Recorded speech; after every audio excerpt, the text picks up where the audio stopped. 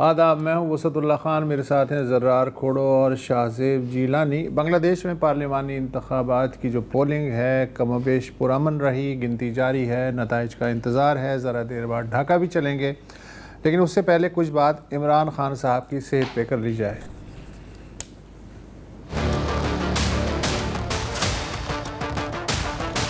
نومبر کے مہینے میں خان صاحب کی آنکھ میں تکلیف جو تھی وہ نمایاں ہوئی، یہ تکلیف بڑھتی گئی۔ وہ پرائمری رسپانسبلٹی کس کی ہے؟ وہ پرائمری رسپانسبلٹی جیل اتھارٹیز کی تھی۔ عمران خان نے پھر کہہ کے بھیجا ہے میں مر جاؤں گا جیل میں، لیکن میں اس فرعونیت کے آگے سر نہیں جھکاؤں گا۔ عمران خان کے وکیل بیرسٹر سلمان صفدر نے اڈیالہ جیل میں ان سے ملاقات کے بعد سپریم کورٹ میں جو رپورٹ جمع کرائی ہے اس سے یہ تو ظاہر ہوتا ہے کہ بطور قیدی عمران خان کو کم و بیش بنیادی سہولتیں ملی ہوئی ہیں، البتہ ان کی صحت اور علاج کے بارے میں حکام کی جانب سے غفلت برتنے کا تاثر بھی ملتا ہے، جس کے نتیجے میں خان صاحب کی ایک آنکھ کی بینائی متاثر ہوئی ہے۔ اس کے علاوہ دانتوں کا بھی بہت عرصے سے معائنہ نہیں ہوا، ذاتی معالجوں کو بھی ملنے کی اجازت نہیں ملی۔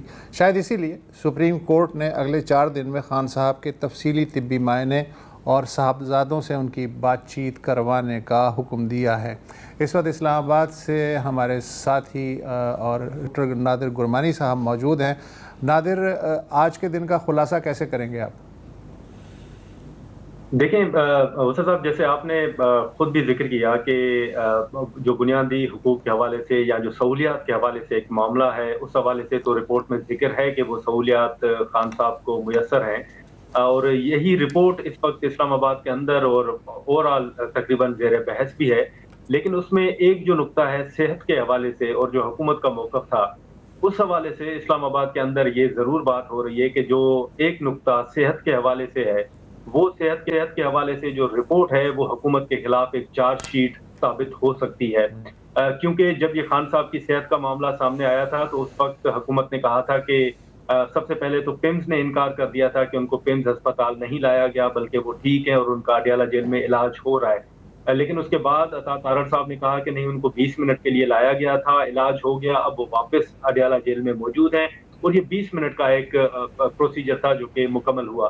لیکن یہ جو رپورٹ ہے کہ 15% جو ان کی بینائی ہے دائیں آنکھ کی وہ رہ گئی ہے، 85% جو ہے وہ ضائع ہو چکی ہے، اور اسی کے ساتھ ساتھ خان صاحب کا اس رپورٹ میں جو سلمان صفدر صاحب نے ان کو کوٹ کیا ہے کہ وہ 3 ماہ سے تقریباً یہ کہتے رہے کہ ان کو آنکھ میں درد اور ان کا چیک اپ کروایا جائے یا وہ شکایتیں کرتے رہے، لیکن جیل اتھارٹیز نے اس طرف توجہ نہیں دی جو رپورٹ میں کوٹ کیا گیا ہے۔ تو اب اس کو لے کر ایک بڑی بحث ضرور ہو رہی ہے، اور یہ کہا جا رہا ہے کہ یہ ایک چارج شیٹ ہے اور یہ کئی سوالات کو جنم بھی دیتی ہے۔ ہم نے دیکھا کہ اس رپورٹ کے بعد بھی آج وفاقی وزراء نے اپنے بیانات تو دیے ہیں، لیکن اس نقطے کا جو دفاع ہے وہ نہیں کر پا رہے۔ لیکن یہاں پر ایک دوسری بات جو اسلام آباد کے اندر بات ہو رہی ہے، وہ یہ بھی بات ہو رہی ہے کہ شاید یہ کسی بات چیت کا نتیجہ، ہم صحت سے ہٹ کے بات کر رہے ہیں، جو سلمان صفدر صاحب کی ملاقات ہے یا خان صاحب کی کو شفٹ کرنے کے حوالے سے اگر کسی نقطے کی بات کریں تو اس حوالے سے یہ ضرور بات ہو رہی ہے، اور حکومت نے یہ واضح کیا تھا کہ 8 فروری کے بعد ملاقات ہوگی۔ تو اس وقت جو پیش رفت ہو رہی ہے، یہاں پر کچھ حلقے یہ بات کر رہے ہیں کہ پی ٹی آئی کے ساتھ بیک ڈور رابطے جو ہیں وہ ضرور ہوئے ہیں، اور یہی وجہ ہے کہ محمود خان اچکزئی صاحب کے حوالے سے کہا جا رہا ہے کہ انہوں نے پی ٹی آئی کو کہا تھا کہ 8 فروری کو کوئی سڑک بند نہیں ہونی چاہیے، پہلے جس طرح کے بیانات تھے وہ نہیں ہونے چاہیے۔ عمران خان صاحب کا جو ایکس اکاؤنٹ ہے وہ اس رپورٹ کے بعد بھی یا سلمان صفدر صاحب کی ملاقات کے بعد بھی اگر کہیں تو وہ ماضی کی طرح نہیں ہے۔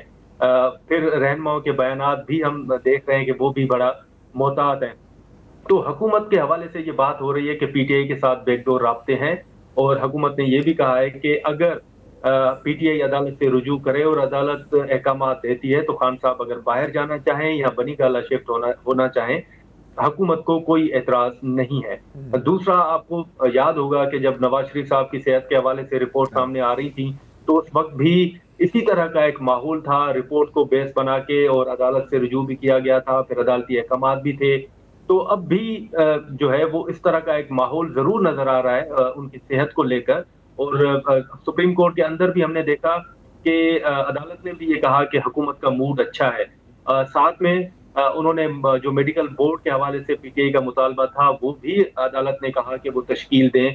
एक दूसरा नुक्ता है, उस पर भी मैं बात करूंगा कि आज पार्लियामेंट में भी एक तजवीज़ दी गई है पीटीआई को, जिस पर शायद चंद रोज में हमें अमल दरामद होते हुए नजर आए। तो अदालत के अंदर जो मनाजिर थे वो बड़े परेशान कुन हम अगर कहें तो वो फैमिली जब मौजूद थी, जब रिपोर्ट का जिक्र हुआ तो अलीमा खान साहिबा जो है, खानम साहिबा जो है, वो काफी परेशान थी, बहुत से रहनुमा परेशान थे। सीएम सोहेल आफरीदी साहब को हमने देखा कि जब उन्होंने मीडिया से गुफ्तगू के बाद जब वो खड़े रहे तो वो भी काफी परेशान नजर आए। लेकिन इस रिपोर्ट के बाद भी आपने देखा होगा कि पीटीआई ने कोई इस तरह की बात नहीं की, बल्कि वो ये जरूर मुतालबात कर रहे हैं कि उनसे मिलने दिया जाए अदालत से। आज जब वकील ने ये इस्तदा की कि सर ये रिपोर्ट है और रिपोर्ट के बाद बेहतर होगा कि अगर फैमिली को मिलने दिया जाए, तो जो रिमार्क्स दिए गए उनमें कहा गया कि देखें सलमान साहब आप ऐसा ना करें। तो उस तरफ तो नहीं जा रहे जिस तरफ फैमिली जो है वो एक मुतालबा कर रही है या दरख्वास्त कर रही है कि हमें मिलने दिया जाए।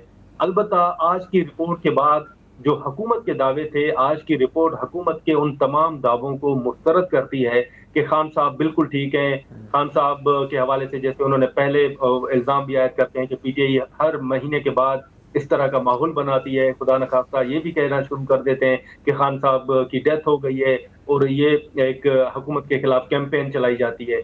लेकिन ये रिपोर्ट जो है ये जरूर साबित करती है कि हुकूमत 3 माह तक जो बताती रही इमरान खान साहब के हवाले से वो दुरुस्त नहीं था। आपको याद होगा कि जब पिम्स से राब्ता किया गया था तो पिम्स ने भी मीडिया को मिसगाइड किया। बिल्कुल। फिर आपने इंतजामिया का एक वीडियो पैगाम देखा होगा और उस पैगाम को और जो प्रेस रिलीज पिम्स की तरफ से जारी की गई थी, अगर आप उसको सामने रखें तो वो पूरी की पूरी प्रेस रिलीज जो थी वो उन हुकाम की जानिब से सिर्फ सिंपली पढ़ी गई थी, शायद प्रॉम्प्टर के जरिए। तो इस हवाले से अगर हम बात करें तो पिम्स अस्पताल जो है वो भी इस मामले पर अपनी राय देने से मुसलसल इनकार भी कर रही थी और मिसगाइड भी किया गया। अब पार्लियामेंट के अंदर पीटीआई को एक राय दी गई है और हमने देखा है कि पीपल्स पार्टी इस वक्त जो है वो हुकूमत को भी ये तजवीज़ दे रही है कि इमरान खान साहब की सेहत को लेकर जो सवालात उठे हैं उनको एड्रेस करना चाहिए और किसी न किसी तरह मामले को आगे बढ़ाना चाहिए। पीटीआई को ये तजवीज़ दी गई है कि एक रेजोल्यूशन जो है वो सेनेट के अंदर लाया जाए या कौमी असम्बली के अंदर लाया जाए और उसमें हुकूमत से ये मुतालबा किया जाए कि एक मेडिकल बोर्ड तश्कील दिया जाए और उस मेडिकल बोर्ड का जो देखे वो पार्लियामेंट उसको ओवरसाइट करे और उसमें सेनेटर्स और एमएनएस को शामिल करने की भी तजवीज़ दी गई है कि कुछ हुकूमत से हो, कुछ अपोजिशन से हो, जिनका ताल्लुक पीटीआई से हो, वो भी उस मेडिकल बोर्ड का हिस्सा हो और वो फिर इन सारे प्रोसेस को देखकर पार्लियामेंट के अंदर अपनी रिपोर्ट भी जमा करवाए।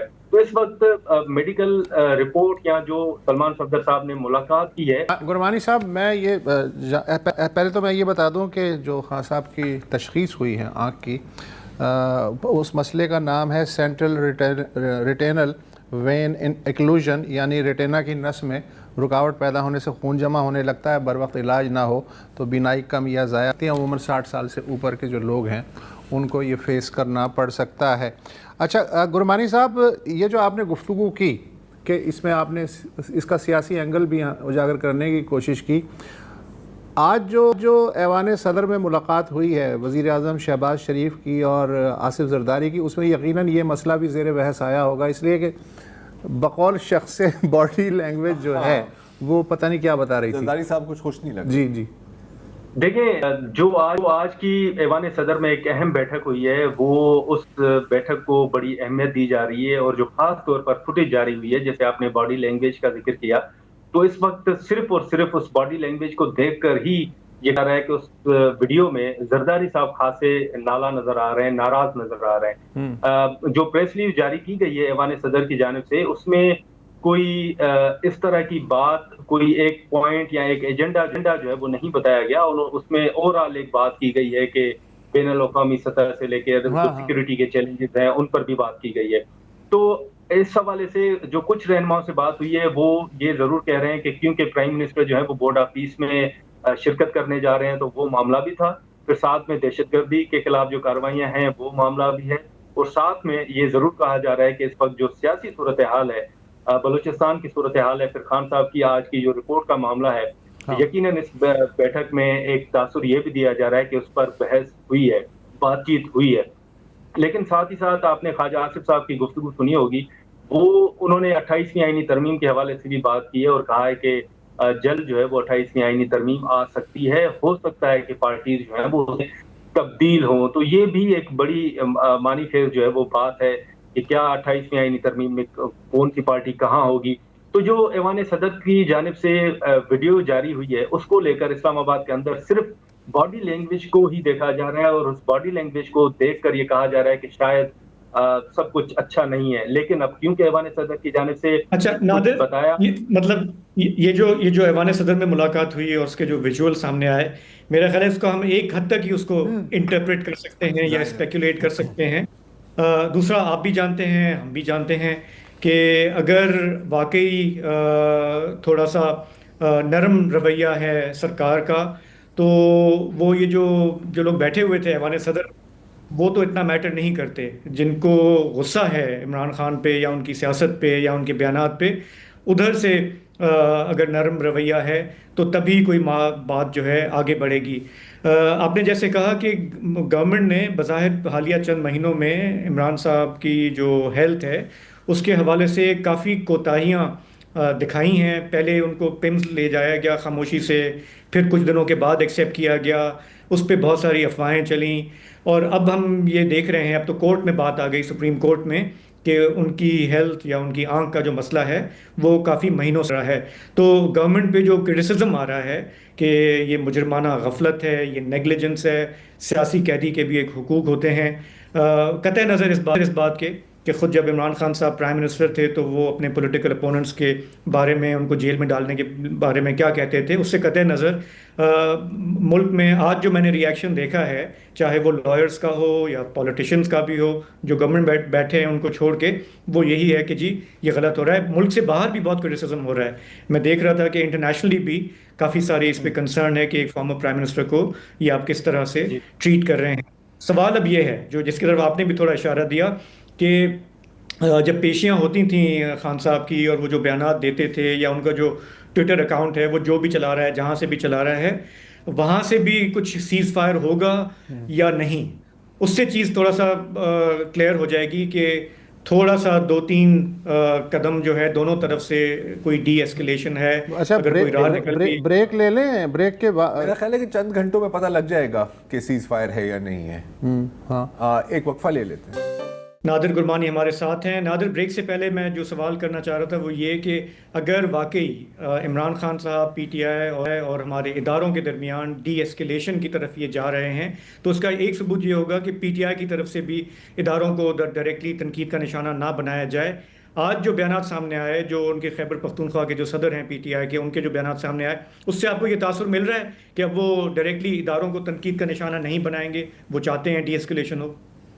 دیکھیں، جہاں پر حکومت فلیکسیبلٹی شو کر رہی ہے، وہیں پر ہمیں پاکستان تحریک انصاف کے رویے میں بھی تبدیلی نظر آئی ہے اور سیز فائر جو ہے وہ نظر آ رہا ہے۔ جیسے ہم نے ایکس کا ذکر کیا، اسی طرح آپ وزیر اعلیٰ خیبر پختونخوا سہیل آفریدی صاحب کو دیکھ لیں، وہ وادی تیرا کا معاملہ ہو یا جو صوبے کے حوالے سے دیگر ایشوز ہوں، اس حوالے سے اب ان کی پوزیشن یا بیانات وہ نہیں ہیں جو آج سے 20-25 دن پہلے تھے۔ پھر انہوں نے ماضی میں کچھ بیانات دیے تھے کہ وہ تو میٹنگ میں کور کمانڈر ہاؤس نہیں جائیں گے، لیکن حال ہی میں وہ کور کمانڈر ہاؤس گئے، اس کو بڑا اپریشیٹ کیا گیا، اور اب بھی اس طرح کے کوئی بیانات سامنے نہیں آ رہے۔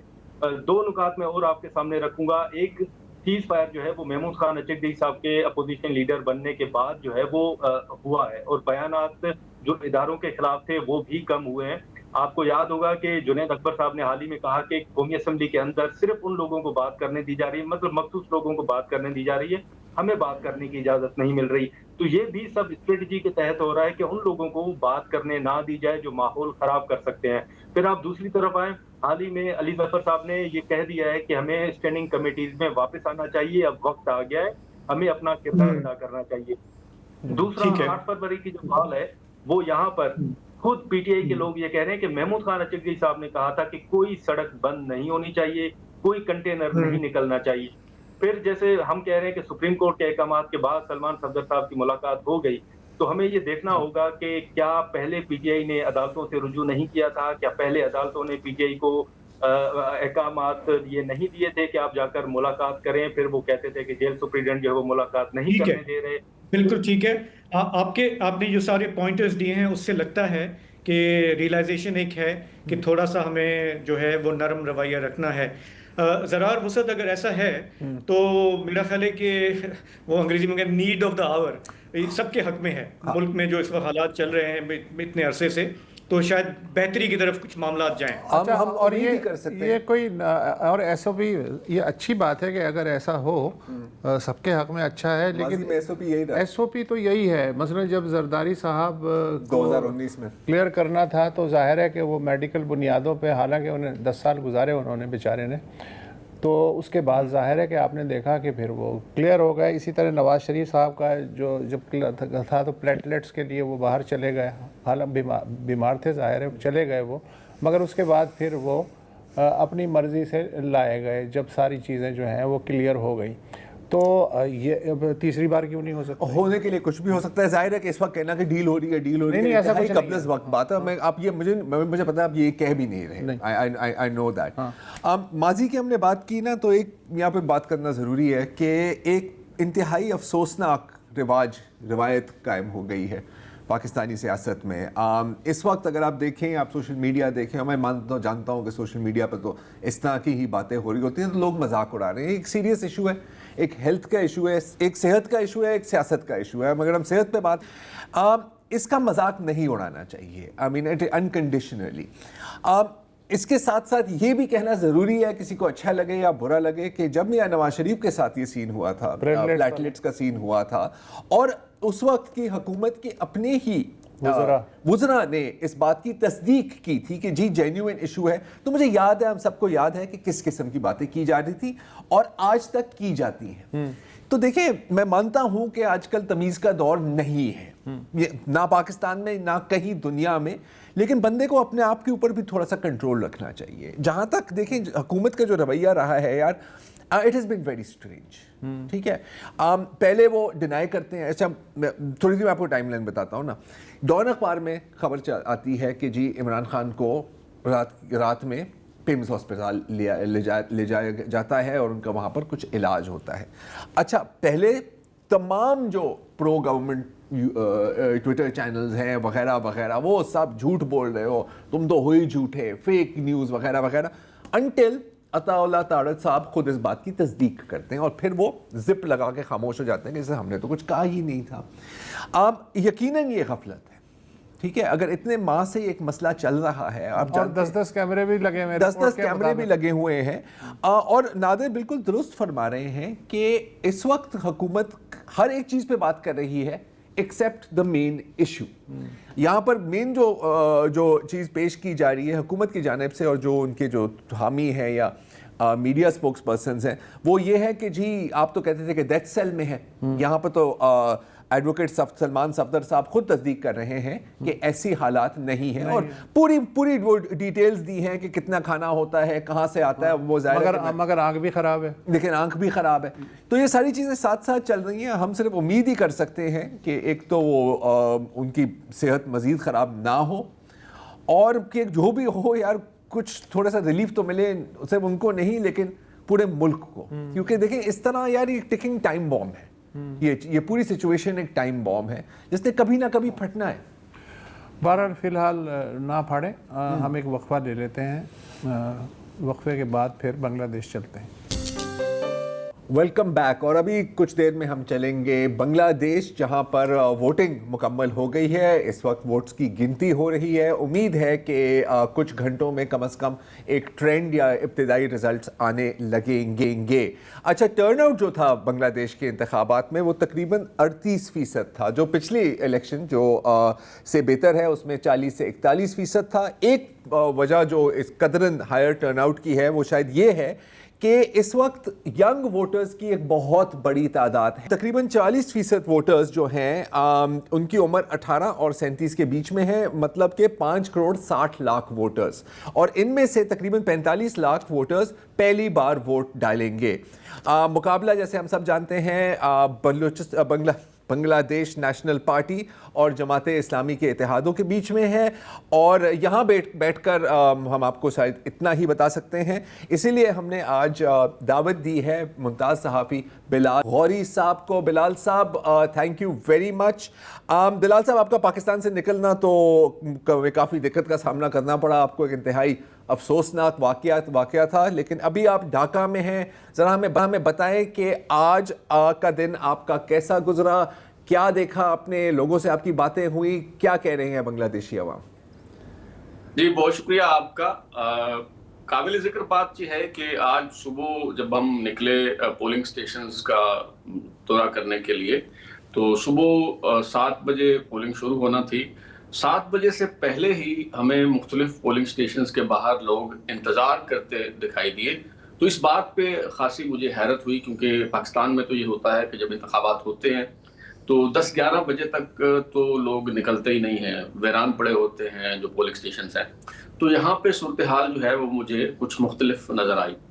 دوسری بات یہ ہے کہ ظاہر ہے کہ ووٹر جو تھے اس میں ہر عمر کے لوگ تھے، لیکن بالخصوص جو نوجوان تھے جو پہلی دفعہ ووٹ کاسٹ کر رہے تھے، ہمارا فوکس یہ تھا کہ ان سے گفتگو کی جائے اور ان سے یہ جاننے کی کوشش کی جائے کہ جس انقلاب کے خواب انہوں نے دیکھے تھے کیا وہ خواب پورے ہونے جا رہے ہیں، انہیں اس سسٹم پہ یقین ہے یا نہیں ہے، وہ کیا سوچ رہے ہیں.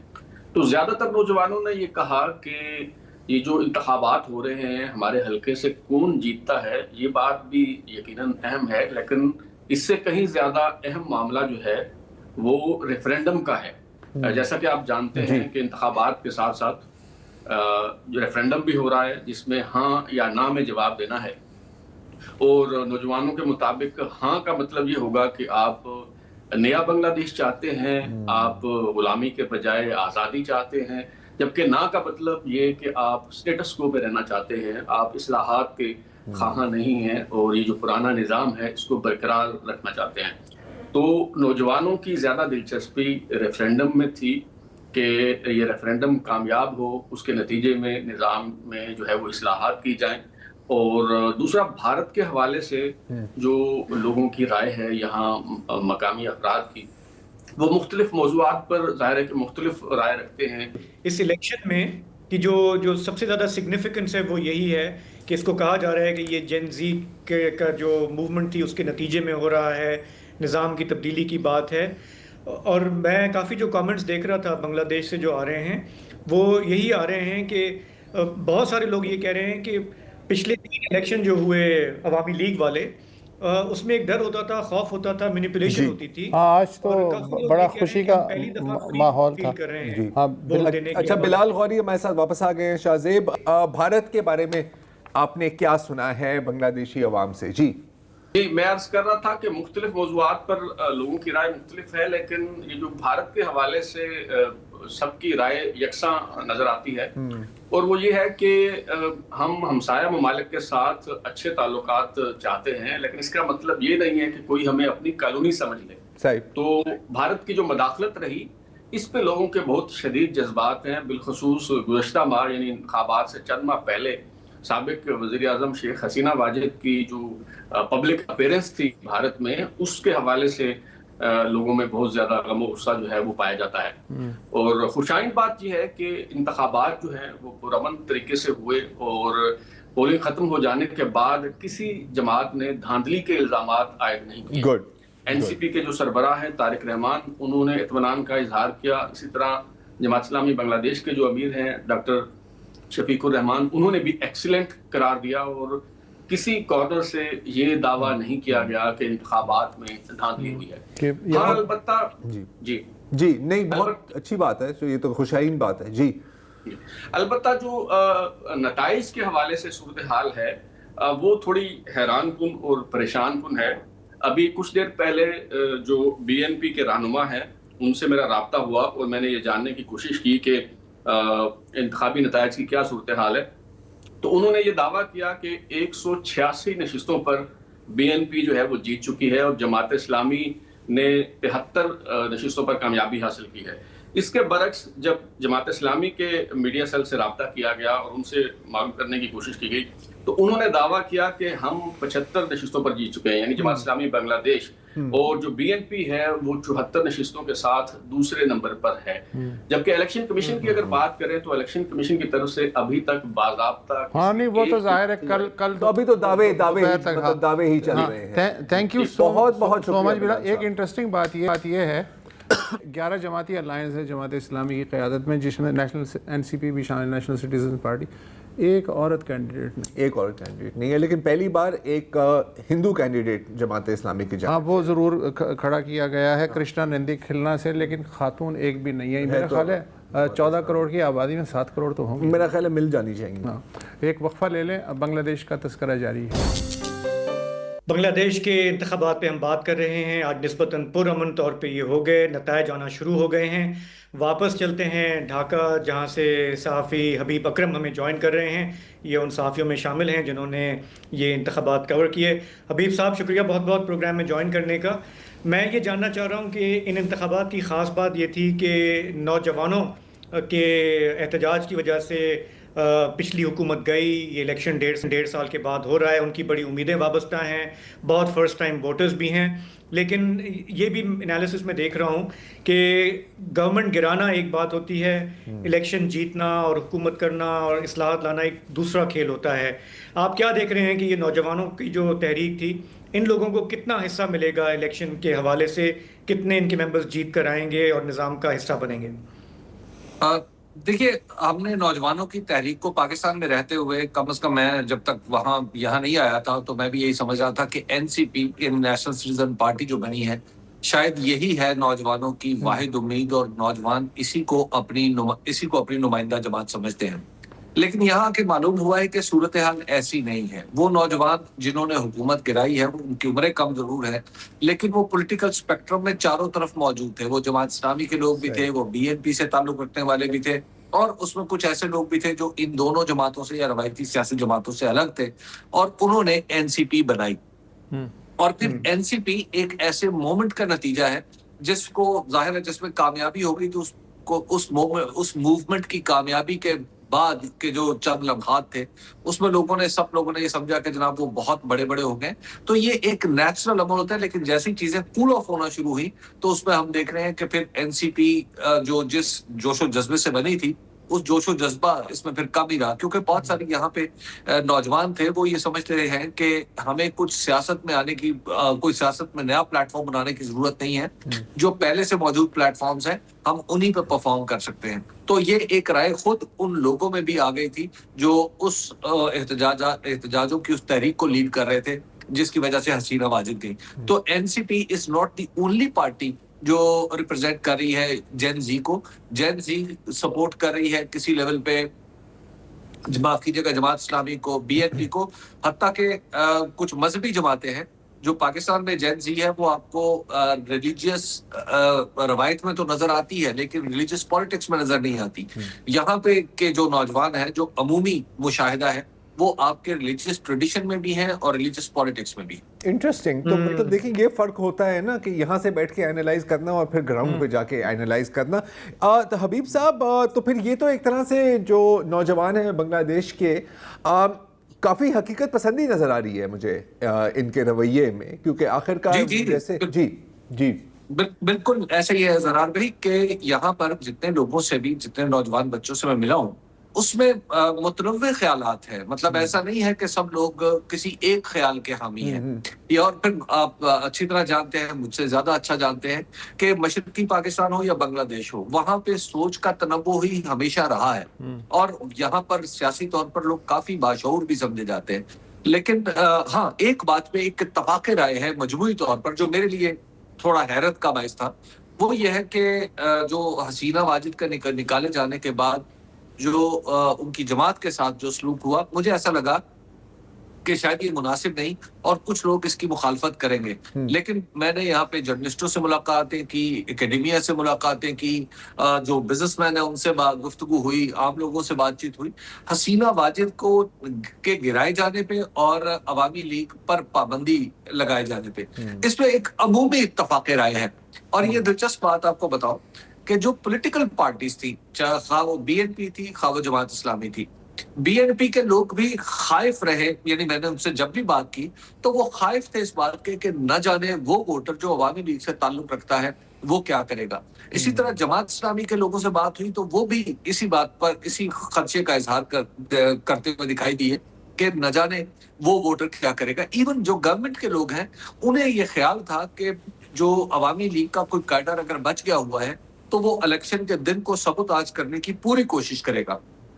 یعنی میں آپ کو ایک بتا سکتا ہوں کہ ایک بریفنگ میں مجھے یہ کہا گیا کہ ہم بڑے کانفیڈنٹ ہیں, ہر لحاظ سے ہمیں چیزیں ہمارے کنٹرول میں ہیں, لیکن یہ ایک ایسا فیکٹر ہے جس کا ہم سراغ کھو چکے ہیں. یعنی وہ لوگ جو بالکل نچلی سطح پر بھی عوامی لیگ کے نام لیوا تھے وہ بھی غائب ہو چکے ہیں, تو لہٰذا ہمارے پاس ان کو ٹریس کرنے کا کوئی ذریعہ نہیں, تو بس ان سے ذرا احتیاط کریں. میں نے خود بھی کوشش کی کہ عوامی لیگ کا کوئی آدمی کوئی نام لیوا ہی صحیح کسی سے بات ہو سکے, لیکن انفارچونیٹلی ڈھاکہ میں نہیں مل سکا کسی سے بھی. مطلب سارے کے سارے انڈر گراؤنڈ ہیں ایک طرح سے. جی سب کے سب انڈر گراؤنڈ ہے. سو مچ سو میں آپ کو بلکہ ذرا یہ بتاؤں کہ مسجد بیت المکرم جو بڑی معروف مسجد ہے ڈھاکہ کی, اس کے پیش امام صاحب جو تھے وہ بھی عوامی نیشنل معاف کیجیے گا عوامی لیگ کے لگائے ہوئے تھے, تو وہ جیسے ہی وہ حکومت گری تو وہ بھی دوڑ گئے. صحیح ہے, صحیح ہے. اچھا ابھی ہماری بلال غوری صاحب سے بات ہو رہی تھی تو انہوں نے ایک بات کی کہ جیسے کہ آپ کہہ رہے ہیں نا کہ عوامی لیگ کے معاملے میں سب لوگ متفق ہیں, وہ کہہ رہے تھے کہ بھارت کی طرف جو ایٹیٹیوڈ ہے یا جو اوپینین ہے بنگلہ دیش میں وہ بھی تقریباً یونیفارم ہے کہ بالکل آپ ہمارے پڑوسی ہیں اور ایک بہت بڑے پڑوسی ہیں, لیکن اس کا یہ مطلب نہیں ہے کہ ہم آپ کے غلام ہیں. آپ نے بھی کم و بیش یہی سنا ہے؟ دیکھیں جو اس کی وجہ یہاں کی اکانومی ہے اور پھر یہاں پہ ابھرتی ہوئی ایک اسٹریٹجک اپروچ ہے جس میں شفٹ دیکھ رہا ہوں. دیکھیے اگر میں اس کو جو اسٹریٹجک سائڈ پہ اگر بات کروں جس کو اب جیو پالیٹکس کہتے ہیں, تو اس میں بنگلہ دیش میں وہ بات جو کچھ عرصہ پہلے یہاں پہ کہی گئی تھی کہ ہم وہ 7 سسٹرز کو جانے والا راستہ بند کر دیں گے, وہ کوریڈور, اچھا میں سمجھ رہا تھا کہ وہ محض ایک وقتی اشتعال کے طور پہ کی, میں بھی یہی سمجھ رہا ہوں. لیکن یہاں پہ میں نے کچھ ان لوگوں سے بات چیت کی جو عام طور پر بات نہیں کرتے, PDA پر نہیں آتے, جو اسٹریٹجک جگہوں پر بیٹھے ہوتے, تو مجھے ان سے ملاقات کرنے کا اتفاق ہوا. تو اس کے بعد میری یہ رائے بدلی ہے اور میں یہ سمجھتا ہوں کہ بنگلہ دیش کے اندر یہ ایک سوچا سمجھا ایک منصوبہ, اگر اس کو نہیں کہہ سکتے تو ایک کسی درجے میں ان کے ذہن میں جو سیکیورٹی کا نقشہ ہے وہ ہے یہی. یہاں پہ ایک سوچ موجود ہے کہ بھارت یہ نہیں چاہتا کہ اس کی جو وہ ریاستیں جو بنگلہ دیش کے ساتھ لگتی ہیں وہ ڈھاکہ کو مرکز مانے یا ڈھاکہ کی خوشحالی سے متاثر ہو جائے. تو یہاں پر یہ سوچ ہے, تو اسی سوچ کے تابع اب ان کی جو ساری اسٹریٹجی ہے وہ مجھے آگے چلتی ہوئی دکھائی دے رہی ہے. ٹھیک ہے, تو اس کا تو مطلب ہے کہ جو بھی US سے انویسٹمنٹ آئے, جو بھی چین سے انویسٹمنٹ آئے, جہاں سے بھی ان کے اندر اسٹریٹجک انویسٹمنٹ ہو سکے تو بنگلہ دیش از اوپن فار بزنس. یار چیزیں کیسے بدلتی ہیں. حبیب صاحب بہت بہت شکریہ آپ کا, تھینک یو سو مچ. سابق آرمی چیف بنگلہ دیش کے اقبال قریب, انہوں نے یہ جو ٹرائل ہوا حسینہ کا اس میں گواہی دی کہ ڈائریکٹر جنرل فورسز انٹیلیجنس یعنی ان کی MI سمجھ لیں, اس کے دفتر میں را کے لیے ایک الگ سے کمرہ مختص کیا گیا تھا. ٹھیک ہے جی, مطلب یہ 2.25 سال پہلے کی بات ہے. چیزیں کیسے پلٹتی ہیں یار, وہ کہتے ہیں نا, درست کہتے ہیں, the only constant is change. پتہ نہیں اور کتنی چینجز جو یہ ہے وہ بھی چینج ہو جائے گا جو اس وقت ہے. بہرحال ہاں, اس کے بعد پروگرام بھی چینج ہو جائے گا. تو آج کے لیے اتنا ہی جی, اجازت دیجیے, خدا حافظ.